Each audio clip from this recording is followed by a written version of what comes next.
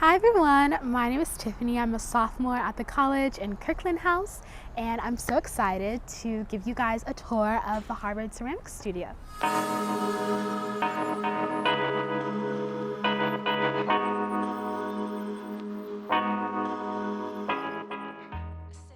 This is where visiting artists put on a show.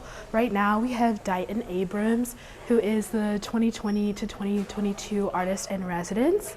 This is the ceramics program main office. We're here on a Saturday, but staff is here during the work week, Monday through Friday at 9 to 5 to help answer questions, but also help with registration things and also all things administrative. Right down this way is the main studio, which is where the bulk of classes are held. There's about 20 pottery reels in here. So we've got brown stoneware, white stoneware, and porcelain. And then, so once folks get their clay, they move on to this section, which is called the wedging boards.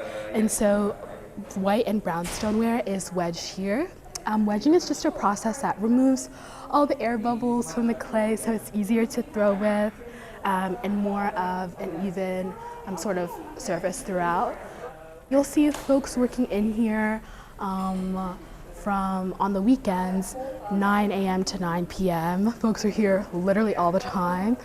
These are two of my pieces, and yeah, they came out of the kiln I think about a week ago, and so we'll see the glazing room, which is what most of these pieces are glazed, in just a bit.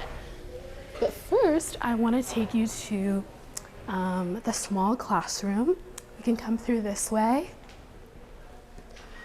This is a small classroom. We also have students from like the GSD work here and a few other gen eds at the college.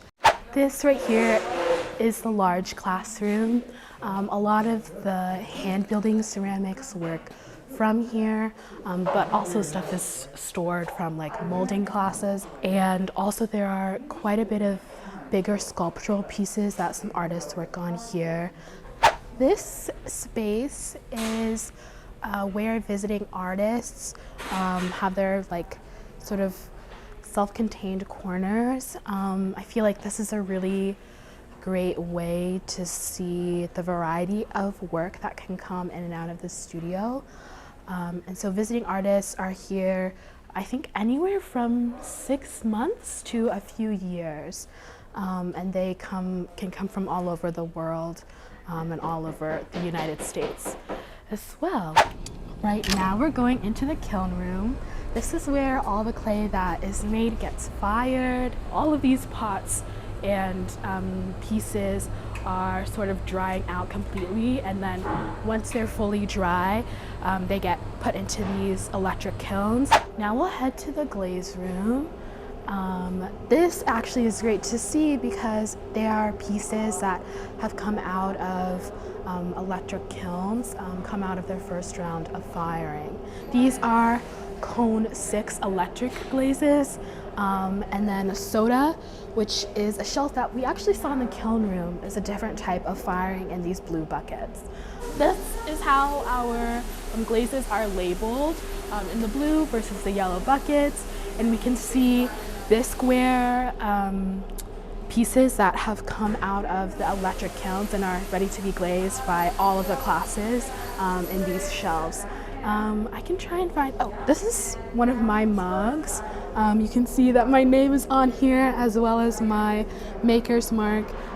She still needs to be sanded. She's a little bit rough around the edges, but once she's glazed, she'll be great for coffee or tea or anything else.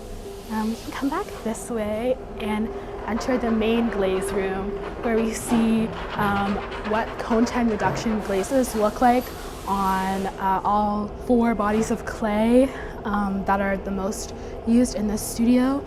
And then we also see the soda glazes, which are in those sort of royal blue buckets on here and what they look like. We'll see some more underglazes here, as well as some stains from copper carbonate to copper ox wash, to black iron wash, to oxides, and yeah, depending on your clay body and the amount that you put on your piece will produce a different result. And we can sort of see what that has the potential to look like with this collection of test tiles. And this is our very elaborate system of rinsing glazes, which is really important to do well because our water does go back to natural resources such as rivers. So this space is student storage where folks can put tools or brushes that they are using on pieces in between classes. And for me, it's really helpful, especially so I don't have to run in between my dorm and here, and I can also keep my pretty sullied apron in my locker as well. But if we end at the end of this hallway, we see we're back into the main studio space. So getting to the studio is super easy. We're in Alston, but there's a wide variety of ways to get here, from the MBTA city buses to the Harvard shuttle to the evening van. You can also walk, and it's really convenient. It's just a short ride over.